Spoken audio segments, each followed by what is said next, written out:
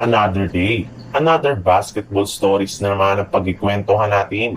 At ngayon nga yung pag-uusapan natin ang blockbuster trade na gagawin ng Los Angeles Lakers.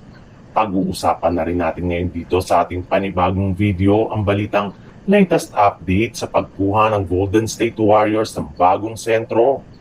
Tinupad na nga sa wakas ng Los Angeles Lakers ang kahilingan sa kanila ng mga fans ngayong off-season na makakuha ng bagong sentro sa kanilang frontcourt na si DeAndre Ayton na siyang tutulong kina LeBron James at Luka Doncic next season.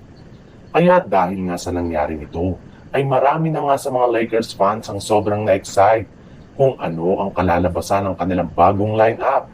Sa katunayan, inilabas na rin naman nga po ngayong araw ang potensyal na bagong starting five ng Lakers next season na bubuuhin ni na Luka Doncic, Austin Reeves, LeBron James, Rui Hachimura at si DeAndre Ayton.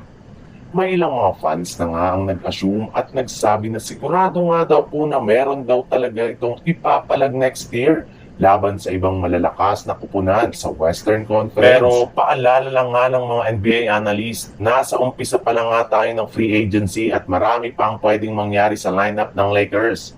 In fact, posible nga daw na maalis pa sa kanilang starting five si Rui Hachimura sa kasalukuyang ipinang-o-offer nila ngayon sa kupunan ng Miami Heat para lamang makuha ang kanilang target na si Andrew Wiggins.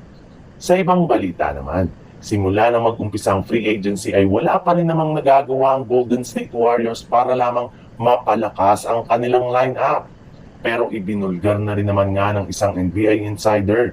Ginagawa rin naman ng kanilang front office ang lahat ng kanilang makakaya para lamang makakuha ng bagong player sa trade market at free agency. In fact, inopera na nga po nila ng kontrata noong nakarang araw ang kanilang target na veteran free agent na si Al Horford.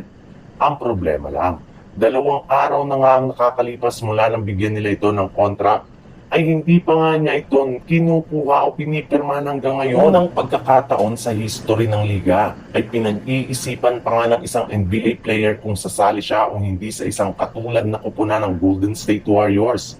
Nagdadalawang isip pa rin nga daw si Horford kung ipagpapatuloy pa rin niya ang kanyang karir o kung tuluyan na siyang magre-retiro sa NBA. Alam naman nga po ninyo na 39 years old na nga ang edad ni Al Horford at kahit man napatunayan nito na kaya niya pa rin makipagsabayan sa mga batang players sa NBA ay nagiging prone to injury na nga ang kanyang pangangatawan. Kaya nag-iisip na nga siya kung makakapag-ambag pa nga ito sa Golden State Warriors.